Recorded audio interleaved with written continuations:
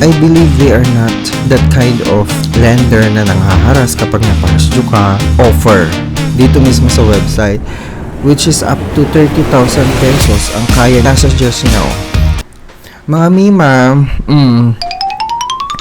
I know, marami kayong katanungan patungkol sa mga loans. Ano ba yung mga recommended mo, Team Marcos, na pwede naming applyan? I get a lot of messages or comments from one of our videos na nagpapatulong. Ano ba yung pwede nilang applyan na legit, na maaasahan, hindi ka haharasin, ganon.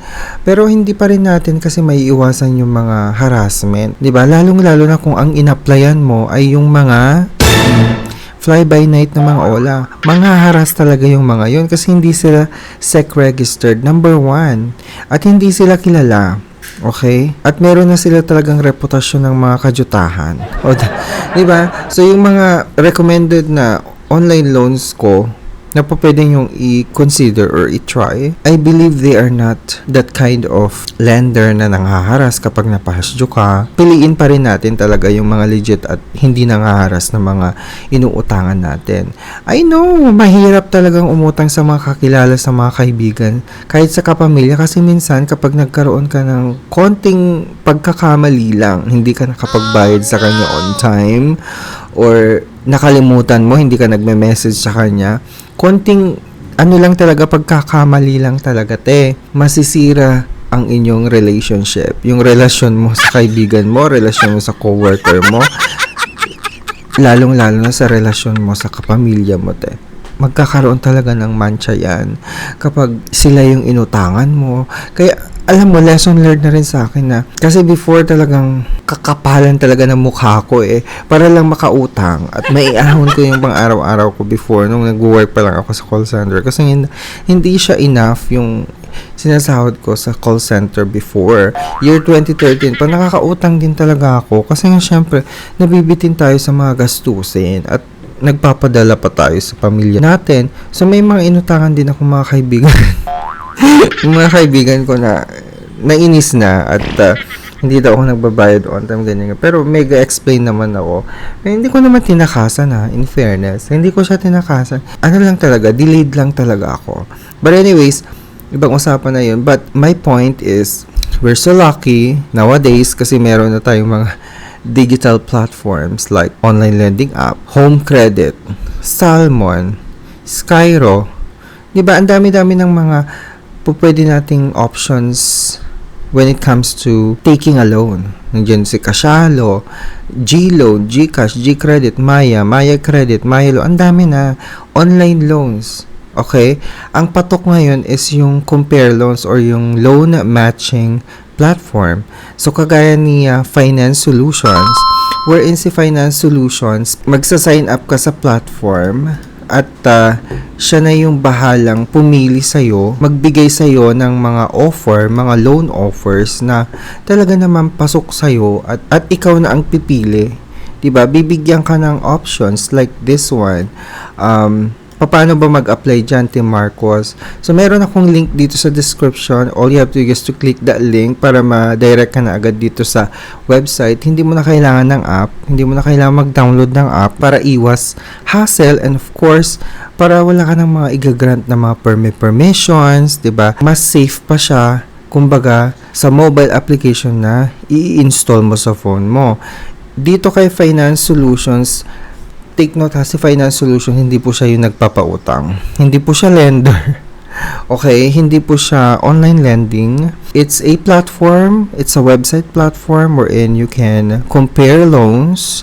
Okay? Such as, kumbaga, si online loan number 1, si ganito, tapos si online number 2. I-compare mo yung dalawa kung ano yung mas magandang utangan mo.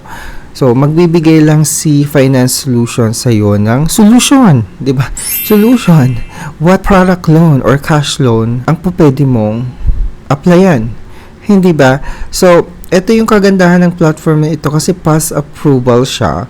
So, ang atake nito is partner siya. May mga partner na lending siya. Lenders na magbibigay sa iyo ng offer dito mismo sa website, which is up to 30,000 pesos ang kaya nilang i-offer sa'yo. And then, the minimum is 2.5 as you can see naman. Tapos, meron pa siyang 0% interest rate on first loan. Up to 30,000 pesos. So, let's say here, ang first date ko is August 5. Today is July 6. So, 30 days siya na term. Depende yan sa lender na may offer ng platform na ito. So, all you have to do is to click on apply. So, once you click my link, mag-apply ka na dito. Okay, click mo lang yan. And just 3 easy steps to get the money. So, apply online, fill in a short registration form. It will take you just a minute. Mabilis lang yan. Tapos, may mga offers na ilalatag sa'yo dyan. And then, you receive the cash in your e-wallet or bank account. Ganyan siya. So, kumbaga, for example, ganito, apply now, 2.5 yung gusto ko. Okay, ano lang ako dito, magre-register lang ako, kumbaga. So, ire-register ko lang yung number ko. Ganyan lang siya kadali. Okay, tapos yung aking email din, ilalagay ko din dyan. Alright? So, that's part of the registration process. Actually, this is not the typical na application form na gagawin mo when you are applying for loans sa ibang mga platform. Ito kasi siya is a registration, okay, process. And then after that, you get the money. Click on the get money. Tapos magpa-process na siya. And then magtatanong siya kung may bank account ka. Siyempre, meron ako. So, I just need to click on yes. And then, ilalagay mo na rin yung name mo dito. Diba? Make sure na yung nilalagay mong information is totoo. Kasi kapag peke-peke yung binibigay nyo po dyan, malamang mare-reject talaga kayo. So, just be honest. So, ganyan siya. Lalagay mo lang din yung date of birth mo. And then, select your gender. And then, you continue. Are you married? Single. Diba? Tapos, employment details, ilalagay mo dyan. Employed ka ba? Yes. Self-employed, may business ka ba? Go. Employed ako. Tapos, yung monthly income, ilalagay mo din dyan. Okay. And then, the company size. Anong size ng company mo? Ilang empleyado daw? So, ini-estimate ko na lang. Ang ginagawa, more than 1,000. Kasi, corporate siya eh. So, madami talagang empleyado. So, I just put more than 1,000. And then, continue. And then, document ID, national ID, UMID, SS, yan yung mga tinatanggap nila. Pretty much, national ID ang lagi kong nilalagay dyan. Or pwede rin UMID kasi may signature yung UMID ko.